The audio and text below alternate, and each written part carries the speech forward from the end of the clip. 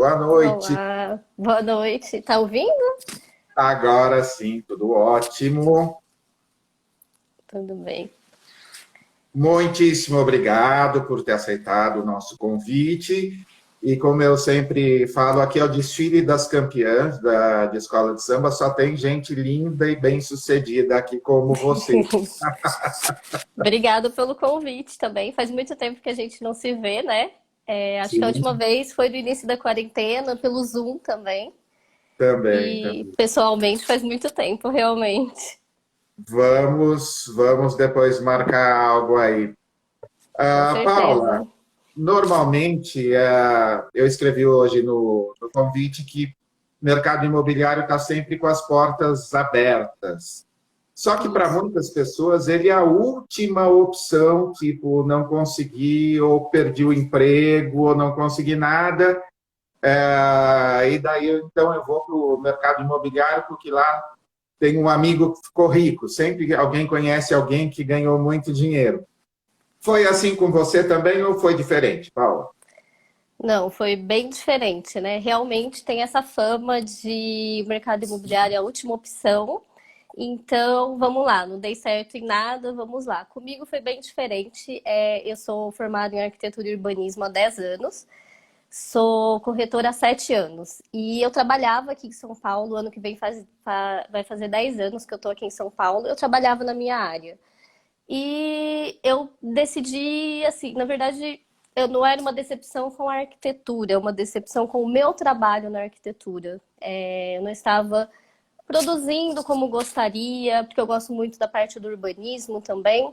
Então, eu quis fazer outra coisa. E aí eu fui estudar, eu fui pesquisar e eu queria fazer uma coisa que eu não deixasse para trás tudo aquilo que eu já tinha estudado, que eu já tinha me dedicado há muito tempo.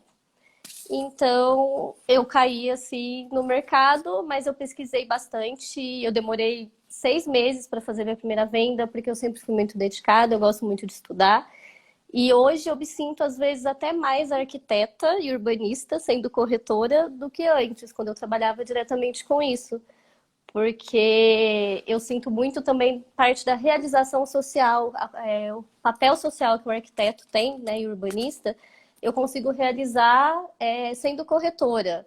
Claro, eu ganho comissão, eu sou comissionada, mas eu só ganho se eu vendo também. Para mim estava muito mais confortável trabalhando no CLT, no escritório, fechada. Mas hoje é minha grande paixão, é minha profissão. Eu sou corretora de imóveis, mas não deixei de ser arquiteta e urbanista, porque eu uso muito isso no meu dia a dia.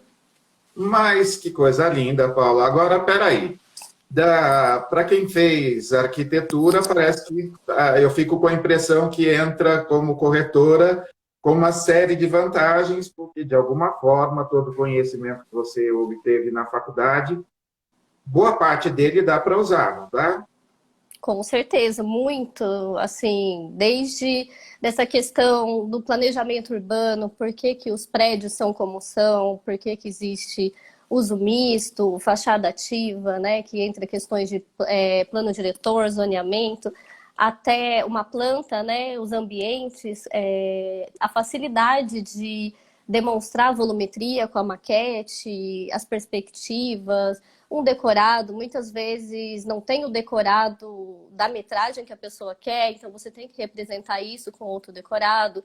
Questões do sol também, orientação solar, tem muito que pode ser utilizado, né, no dia a dia. Paula, para um pouquinho, que você já falou um monte de coisa aí que eu não faço ideia o que signifique. A única coisa que eu sei de plantas é que meu apartamento aqui está cheio de plantas. Mas peraí, gostei dessa última ideia que você falou aí. Aliás, antes de perguntar, ó, deixa eu agradecer um monte de coraçõezinhos que estão mandando aí. Pessoal curtindo, obrigado por estarmos juntos novamente. Hein? Continuem mandando os corações. Mas me conta essa história do sol aí, Paulo. Eu sempre fico em dúvida, porque alguém chega e fala assim: olha, o sol nasce para cá, mas só dá informação e me explica exatamente. Vamos ver se eu consigo já aprender alguma coisa hoje. É assim, é que o mercado imobiliário, o sol da manhã é muito valorizado, né? Porque as pessoas gostam do sol da manhã, não quer, de repente, um terraço com o sol da tarde, não quer um forno e tudo mais. Tem várias questões que tem que pensar em relação ao ar-condicionado, as aberturas, né? E o melhor sol costuma ser o sol da manhã, e então ele é um pouco mais caro também, né? Ele tem um valor agregado aí. O sol nasce a leste, se põe a oeste. A melhor face no hemisfério sul, né, para se ter abertura, é a face norte, que você pega sol, o sol bom, né, na maior parte do dia. A face sul não pega tanto sol, então tende a ser uma face mais em conta, só que o Sol não está sempre igual, né? Nós temos 4 estações no ano, a orientação solar muda, depende de ângulo, depende de muitas coisas. Então, vai ter um período do ano que a face sul também vai pegar sol. É uma questão mais de gosto de quem gosta de muito sol e pouco sol. Em São Paulo, eu acho uma coisa muito boa você ter sol. Sim, Então, sim. né, faz muito sentido ter sol aqui. Mas olha só, ou seja, se tiver uma oferta de um determinado apartamento, é bom checar se não é porque ficou encalhado porque o sol não batia de manhã. É bom sempre dar uma conferida, né? Sim, sim. E face sul, né? Pega mais sol, por exemplo, no verão, né? Então, é quando vai pegar sol. No restante do ano, vai ter pouquíssimo sol. Por isso que, geralmente, uma unidade que tenha um terraço ou uma janela virada para a face sul, ela tende a ser mais em conta também. E a questão também de saúde, né? Que o sol da manhã é o melhor sol, né? Das 10 ali, das 9 às 14 horas, né? Então é o melhor sol também para a saúde da pessoa, né? E aí também engloba as aberturas, né? Terraço, janelas e também ventilação. Também é importante. Muito legal, já aprendi mais uma. Me conta mais, Paula, antes de um corretor, ele vai agendar a visita e o que é legal, assim, do ponto de vista da arquitetura, que ele se prepare, porque hoje as pessoas pegam as informações todas na internet, já chegam sabendo as informações técnicas, vamos dizer assim, e, na verdade, eles sabem até mais porque eles conhecem o entorno, conhecem os concorrentes melhor do que o próprio corretor. Quais os diferenciais, assim, do ponto de vista da arquitetura, que é legal que o corretor se prepare? Eu acho principalmente entender a necessidade daquele cliente, né? Quantos dormitórios ele precisa, o que que vai atender melhor ele, de repente ele é um cliente que precisa de uma academia, alguma coisa no lazer que o atenda, mas o mais importante é onde ele vai passar a maior parte do tempo, né? Então, entender assim, ele tem necessidade, quantos filhos ele tem, de quantos dormitórios, porque não adianta você mostrar um apartamento, um estúdio para uma família de 5 pessoas, né? Não é saudável isso.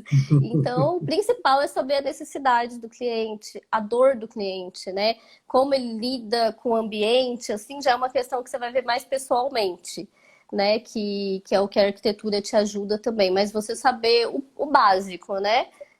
Quantos dormitórios atende e coisas que a pessoa tem vontade de ter, desejo de ter, para ver se vai se aliar, né, ao projeto e até à realidade da pessoa, né? Porque muitas vezes a pessoa não tem a noção não só do espaço, mas também dessa variação de valor, é, vaga, proximidade com infraestrutura. Então, assim, é muito importante saber essas necessidades básicas, o deslocamento da pessoa para o trabalho, de repente, para uma escola. São Entendi. coisas mais ou menos nesse sentido. Propaganda, a publicidade de quase todo tipo de empreendimento, do Casa Verde Amarela ao alto padrão, sempre fala em lazer completo. Esse tipo, quando a gente fala de lazer, você acredita que as pessoas usam realmente ou isso acaba só encarecendo o condomínio? A área de lazer é fundamental ou tem a ver com o tempo que a pessoa passa em casa, como você disse agora? Tem muito a ver com o tempo realmente que a pessoa passa em casa, né? Muita gente, às vezes, elas têm um dormitório, né? Existem até cidades, bairros planejados, bairros dormitórios, que são bem distantes, né, do local do trabalho, então não se tem essa necessidade. Hoje, acho que principalmente depois, né, da pandemia, que a gente ainda está aí no fim, mas principalmente por causa do isolamento social, as pessoas passam mais tempo em casa. Então, cada vez mais pensando essa necessidade, assim, do que você precisa. Antes você não precisava ter um escritório. Hoje, todo projeto, se não tiver um coworking, não é bem aceito, porque aí você tem que ter pelo menos uma sala de reunião para receber alguém. Então, o lazer é importante, sim, principalmente do perfil do cliente. Se é um cliente, uma família, né, que quer um condomínio clube, então é importante que você também vai diminuir custos, de repente, com um outro clube, assim, não vou mais tratar o clube porque eu tenho na minha casa, né? Mas também tem outros casos diferentes, que a pessoa passa 10 anos morando num prédio e nunca frequentou a piscina. Então, é muito do perfil do cliente, da necessidade dele realmente. E existe esse lazer completo porque existe demanda. Muita gente procura por isso, né? É feito um estudo de viabilidade, pesquisa, as construtoras, incorporadoras fazem isso para poder desenvolver o projeto também de acordo com a necessidade da região. Pensando como arquiteta, montando você quer na sua casa, vários corretores prestam serviço e não ficam o tempo todo, você mesmo está de home working nos últimos dias. O que é imprescindível para o corretor, pensando assim na ergonomia, pensando no espaço, para ele ter um espaço adequado para trabalhar em casa? Quais suas dicas? Tem que ter um espaço separado, principalmente, eu acho, você levantou para trabalhar, a primeira coisa é a atitude, não fica de pijama, se troca como se você fosse sair para trabalhar, que acho que isso incentiva também, e faz esse contato também com o cliente. Então é legal você ter um espaço, uma mesa, o seu computador, o celular, e ter um espaço também agradável aos olhos, porque você também pode fazer uma chamada de vídeo com o cliente, né? Muitas vezes a pessoa também está de home office, a gente aprendeu a fazer muito isso, né? Com essa pandemia, de fazer visita por vídeo, né? Teleguiadas, assim. Então é muito importante você estar sempre apresentável, né? Não só para ir no stand de vendas, mas também você nunca sabe quando o cliente vai te chamar, que hoje isso está muito comum.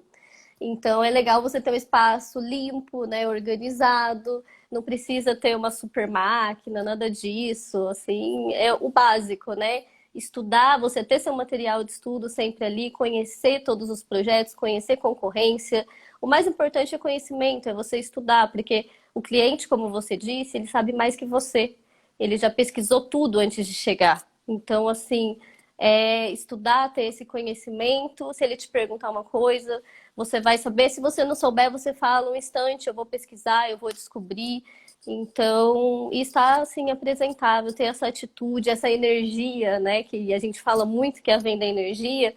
Você ter que demonstrar isso em todo lugar, em todo tempo para o cliente. Não importa se você está num apartamento de 200 metros quadrados ou num de 20 metros quadrados. A mesma coisa é o seu atendimento. O seu atendimento tem que ser de alto padrão para todos os clientes. Não existe projeto, né, de alto padrão e econômico. Existe o seu atendimento. Você tem que dar o seu melhor para o seu cliente a qualquer instante. Então, acho que o principal para o corretor não é nem o ambiente em si. O ambiente tem que estar apresentável, limpo, bonitinho, assim, mas o mais legal é você estar bem com isso também e estar disposto sempre a ouvir o seu cliente. Paula, você sempre foi muito estudiosa, sempre fez muito além daquilo que foi pedido nos cursos. Me fala uma coisa, por exemplo, como que faz para ter o bom gosto que você tem para combinação de cores, para mexer com o Canva, para fazer os seus próprios posts. Depois a gente vai deixar no vídeo o link do seu perfil, você tem quase 12 mil seguidores, não é isso, no Instagram? Isso, hoje tem isso, né? Mas foi ao longo dos anos e nem sei como chegou a isso. Eu errei muito no Instagram, né? Aprendi muito, acertei em alguns pontos também. Acho que aprendi a fazer campanha nos seus cursos, principalmente no início, lá atrás, né? E é um negócio que muda todo dia. E essa questão é porque eu sempre gostei de design gráfico, né? Então, antes mesmo de fazer arquitetura, eu já tinha feito um curso de design gráfico, quando eu aprendi a mexer no CorelDRAW, que hoje nem é mais utilizado, e Photoshop. E, então, eu utilizei muito isso quando eu era adolescente, ainda bem antes da faculdade. E na faculdade de arquitetura, a gente tem uma disciplina de comunicação visual. E a gente tem outras disciplinas que se complementam, que são poéticas arquitetônicas, são muitas disciplinas que se complementam e te auxiliam muito nessa questão aí de ter o bom gosto, né? De você trabalhar uma paleta de cores e tudo mais. Hoje está muito comum, né? Tem até personal stylist de roupas que faz isso também, até o perfil da pessoa que combina mais. Então, é na questão de estudar mesmo, e tá aí na internet, né? Você tem tutorial para tudo hoje em dia.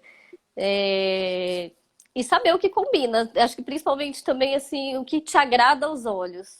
Se vai agradar você, você acha que a outra pessoa vai agradar com isso também, né? Em relação a fontes, não misturar muitas fontes, sabe? Assim, usar o básico, assim, né? No máximo 2 fontes, gente. Que eu acho bacana, assim, para não ficar muita confusão, assim, muita informação. Adorei a história aí a poética arquitetônica, meu Deus do céu. Poéticas Olha, arquitetônicas. quando você tiver alguns desses cursos aí online, alguma coisa, compartilha que são dicas assim muito legais. E eu estou fazendo essa propaganda toda, mas depois vocês podem olhar o bom gosto que ela tem, enfim, desde os vídeos, combinação, fonte, enfim. E já me ajudou muito com inúmeras sugestões. Na dúvida, e olha que hoje o Canva, assim, facilita bastante, né? Porque ele coloca lá as cores que combinam, já põe 2 fontes diferentes combinando entre si. Então, tamanho de fonte, tudo. Eu sempre pego posts dos corretores, assim, vários tipos de fonte, muita informação que a pessoa vai ler no celular com fonte 6 ou 7, impossível ler alguma coisa. Então, especialmente essa questão, né? O Facebook e o Instagram são ferramentas visuais. Então, é uma bela imagem, acho que isso é legal a gente ressaltar. É uma bela imagem e as informações vão no texto do post, não na imagem, poluindo a imagem. Sim, Então, o menor número, né, assim, de caracteres é melhor, até para você depois impulsionar, fazer um engajamento, né? Ele aceita melhor mais imagens, mais fotos do que texto. Isso falando num post de um feed, não estou falando nem de anúncio, nada disso. Para ficar visualmente legal e também ficar atento aos tamanhos dos posts, né? Para o feed é de um jeito, para o status é outro, né? E se atentar aos limites, assim, que você tem em cima, que vai ter o nome do perfil, sempre não colocar texto em cima e muito embaixo, que é onde a pessoa pode adicionar um comentário, compartilhar. Então, assim, e eu fiquei sabendo também que o Instagram, o feed do Instagram vai ficar todo do tamanho do Reels, né? Então, tem que tomar muito cuidado agora com o texto que você vai escrever na legenda, porque você sobe o texto, dependendo do fundo do seu vídeo, ou se forem fotos, né? O texto ele fica branco. Então, se o fundo for branco, seu texto não vai aparecer. Ele vai aparecer se você for na timeline, assim, que aí você pode ver toda a legenda, ou ver mais. Só que se ele ficar todo como o Reels mesmo, porque ele está cada vez mais parecido com o TikTok, né? Então, se ele for ficar dessa forma, tem que tomar muito cuidado com o texto e pôr o básico também. aproveita para falar do TikTok, que eu estou sabendo que você, desculpa, está se preparando para também usar o TikTok. Tô me preparando, errando bastante ainda, né? Tenho muita vergonha de vídeo. Hoje aqui é um desafio para mim, porque eu tenho muita vergonha de Ah, aparecer no vídeo, de falar. E tô fazendo um curso, né, para aprender a fazer os vídeos curtos mesmo. Então, é tanto TikTok como Reels, mas é bem complexo, assim, você não sabe o que vai virar, o que não vai. Você pode pegar uma música viral, mas não virar para você, então, e você aplicar tudo isso no seu nicho também, entender que o algoritmo vai te falar. É de observação, é muito igual no início, né, do Instagram e do Facebook. Eu costumo dizer que a gente bebeu muito da água limpa, né, do Facebook e do Instagram, que a gente conseguia vender um apartamento impulsionando com R$ 5. Já aconteceu. Hoje isso não existe mais, então, bons tempos bons eram. tempos. Então, assim, é tentativa e acerto, né? Às vezes você erra, muitas vezes você erra, mas é tentando que a gente vai aprimorando, melhorando. Eu errei muito no Instagram também, assim. Então, mas faz parte do aprendizado aí, né? Hoje foi divulgado um quadro sem querer, quer dizer, não sei se é sem querer ou se até aquilo foi proposital, de uma influenciadora com a agenda do dia de posts, café da manhã antes das 9 horas, depois não colocar horário, enfim. Ah, Paula, a gente tem cerca de 200 mil Oi. arquitetos no Brasil e Sim. influenciadores a gente já está perto de 500 mil, ou seja, não é uma coisa tão simples fazer sucesso como um influenciador também, né? Aprender essas coisas todas, essas dicas que você Não. está passando. Não, é muito complicado porque você tem que gerar conteúdo, criar conteúdo, que é aquilo que a gente já aprendeu, né? Que não é falar só sobre apartamento, você tem que falar sobre tudo. E principalmente hoje as pessoas querem essa conexão, querem saber quem é você, né? O que que você faz? Eles sabem tudo já do projeto, sabem tudo na internet. Mas quem que é essa pessoa que está vendendo, né? Qual que é o propósito dela? E tudo tem que se alinhar. E você tem que ficar criando o tempo todo. E nem sempre você tem tempo para isso. Como corretor é muito difícil você ter tempo de criar conteúdo todo dia, né? E ter essa programação. Teve uma época que eu era muito regrada, que eu conseguia fazer isso muito bem, mas hoje eu não consigo mais, até porque tem dia que eu não quero nem saber de rede social, né? Mas o meu trabalho hoje é todo online. Me Então a fala gente uma coisa. tem que aprender. Uma dica interessante para a gente é não deixar de postar. Muita gente tem medo de ter alguns posts pessoais, e eu sempre brinco nos treinamentos que a diferença entre a gente e o robô é que robô não tem sobrinho, não tem pet, não tem lazer, não tem algumas coisas. E como você falou, do mesmo jeito que a gente pesquisa tudo na rede social de um cliente potencial, eles também pesquisam sobre a gente. Eles também, às vezes, você conversar sobre os cuidados com o animal de estimação, por exemplo, pode ser a conexão que você vai ter com esse cliente, vai ser por causa do seu pet, concorda? Sim, com certeza, né? Tem muitas coisas que você pode conectar o cliente, né? Então, você ter rapport, né, também, para você ver, pesquisar seu cliente antes, ele vai te pesquisar. Então, assim, uma vez eu atendi um cliente que ele começou a me seguir sem eu nem eu falei oi para ele lá, né? Ele pediu informação, ele já estava me seguindo no Instagram, já tinha ido no meu site. Então, assim, a pessoa ela vai atrás de informação, né? Porque muita gente tem receio, ainda mais quando você lida com um produto que é um ticket alto e muitas vezes é um apartamento na planta que a pessoa não tem nem ideia do que é, não sabe quando que vai ficar em pé aquele prédio, né? Então, causa assim insegurança nas pessoas. Eu vou pesquisar tudo, eu sempre pesquiso tudo antes de comprar um produto. Eu pesquiso tudo na internet. Então, assim, às vezes eu passo meses pesquisando um produto antes de comprar. Então, eu vou vendo vários reviews e tudo mais. É muito importante. E essa questão, assim, muito do Instagram, pessoal e profissional, é que eu tenho o meu Instagram separado há muito tempo. Só que o meu Instagram profissional ficou maior que o meu Instagram pessoal. Então, ele tem tudo no meu Instagram profissional. Tem viagem, tudo. Tem posicionamento político, tem tudo, assim. Então, porque é o que eu sou, né? Então, não dá pra acho que você vê também o que a pessoa curte, as coisas que ela gosta, dá para você entender um pouquinho o perfil da pessoa, né? Legal, legal. Isso é bem importante porque eu despendo bastante tempo orientando e discutindo que é legal você ser você mesmo. Não precisa. Como que um corretor chega para um curso de marketing digital com todos os seus perfis com cadeado? Assim, não tem jeito. É a nossa é o nosso outdoor. Em São Paulo não pode ter outdoor, então são as redes sociais que funcionam. E quais você usa hoje com mais frequência? Você já falou que você tem site. Como que funciona? O site eu tenho muito. Ele funciona mais com apresentação e tudo lá me leva para o meu WhatsApp.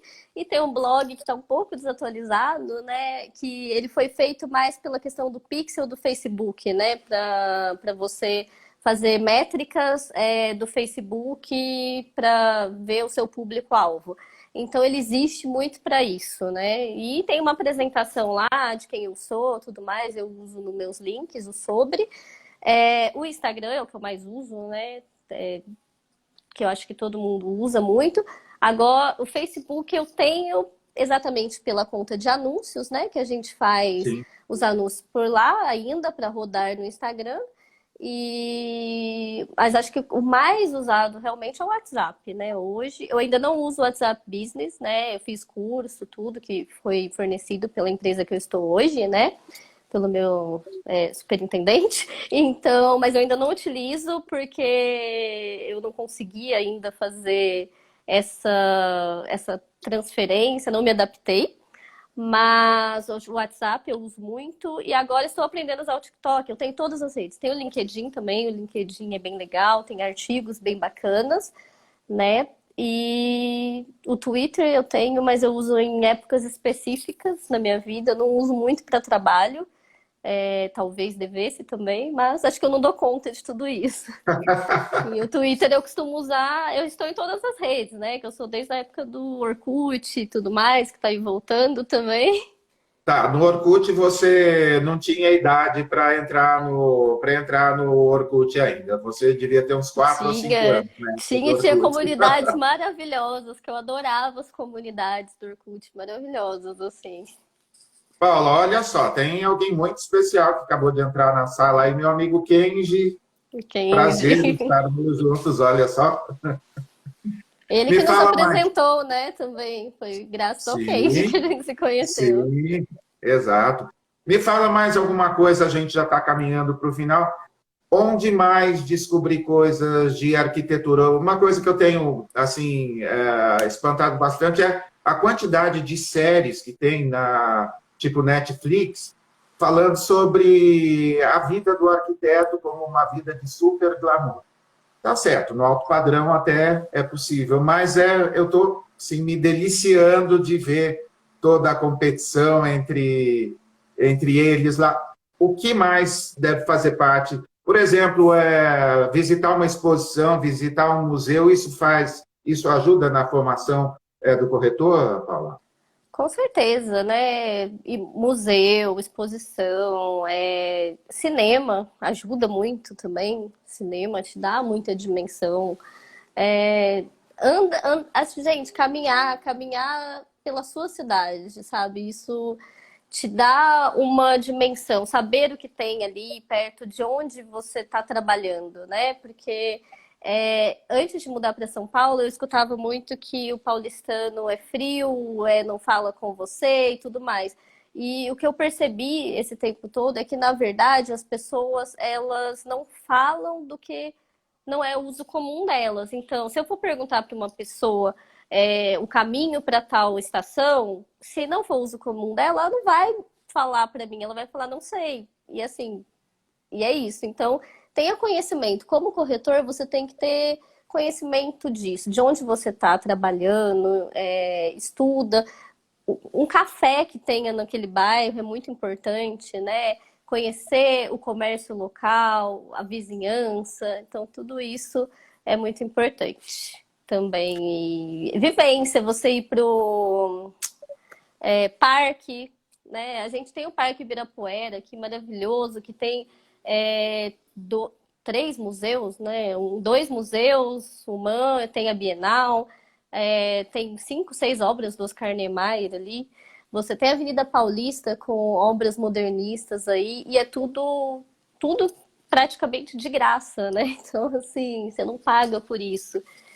E aqui em São Paulo também a maioria dos museus tem um dia na semana que é gratuito, né? É só você pesquisar. O MASP era terça-feira, tava tendo que fazer reserva online, né? Não sei se já pode ir lá direto. Então, quase todo museu aqui tem um dia gratuito e assim, por mais que você não goste de arte, às vezes não entende, não é que não gosta, não entende, esteja aberto, né? Porque tudo isso vai te ajudar a ter essa dimensão e tudo mais, e até criar essas conexões com seus clientes, porque tudo é relacionamento, né? E para você ter relacionamento, você tem que ter conexão.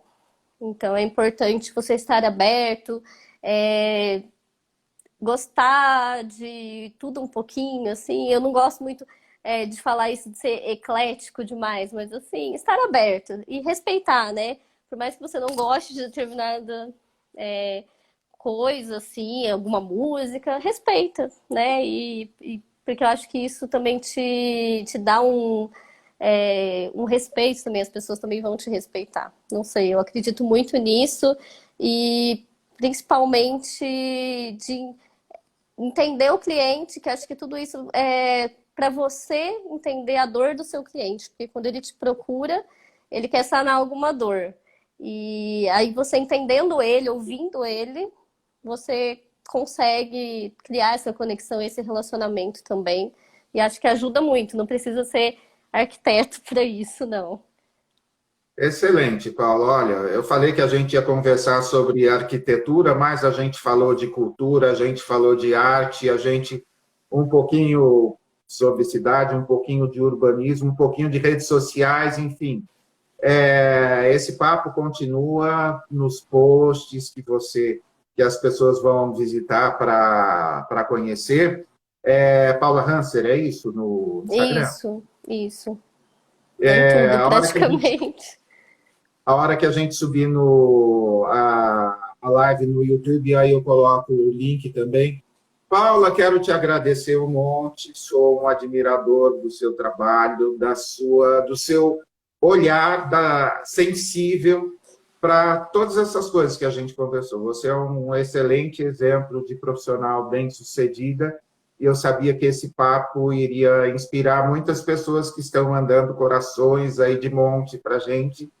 Então, quero aproveitar também para agradecer a todos vocês que participaram do papo, um montão de gente passou pela sala hoje, e na próxima quinta-feira, às 20 horas, com mais um convidado, a gente tem novamente uma live para a gente estar junto aqui, conversando sobre essa profissão tão nobre, tão legal, que é a de corretor de imóveis. Para quê? Para que você da área seja um corretor digital Prime. Não basta ser digital, você tem que ser Prime.